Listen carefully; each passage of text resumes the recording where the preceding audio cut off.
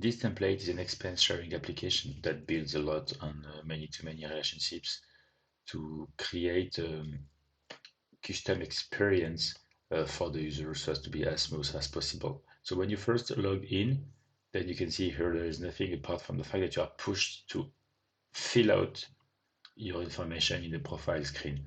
So this is an onboarding screen that I like because usually with Glide it's not that easy to ensure that the people gives more than just their email that you get. And then once you are here, you can see that you have maybe some counts already here. So count is a number of people. Here you can add some users. So this list is just a selection between all the users registered already in the application.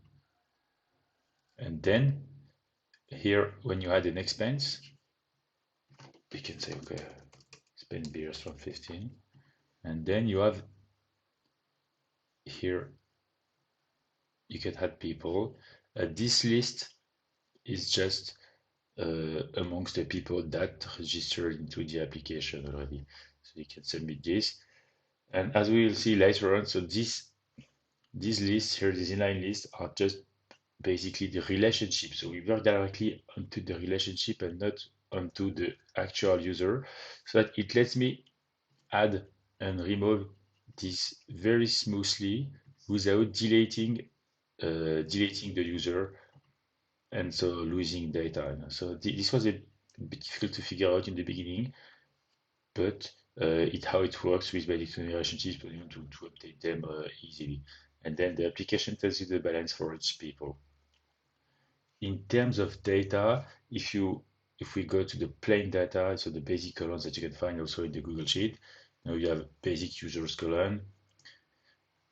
This is a no count, so it just has a name and a date and is archived or not. And an expense is an amount paid by someone. It belongs to one no count and may have also some pictures and detail. And here I have these two tables that are just from the Google point of view, a relationship from an account to users and expense to users. And this is to build a many-to-many relationship. And this is how all the application works eventually. Because when you go to the data editor in here, you will see that the no count, okay, you have the same two column here. And then I have looked, I've made a relationship column with many multiple match in the no count to user, and then I can recover the true list of all users for one given no count, which will help me when I create an expense, for instance, pick a user from this list and not from all the users. So this is somehow the same for the expenses. Here I can gather all the expenses that works that belongs to this no count. So for the expense, I can also get all the data from the paying users. Here I can recover the list of users that may be possibly selected for this expense. And then here I have the list of users that actually receive this expense. So that with a rollup, I can count the number of people to split the expense in. And then I can compute from the true amount, the amount per person. So from the user perspective, because the home screen here is just a detailed view for one single user, I have to gather also all this information about the no count it belongs to and the ongoing balances it may have, and if he has the profile or no. And then so this table, no count to user, is actually the main table for this application because all the data is here.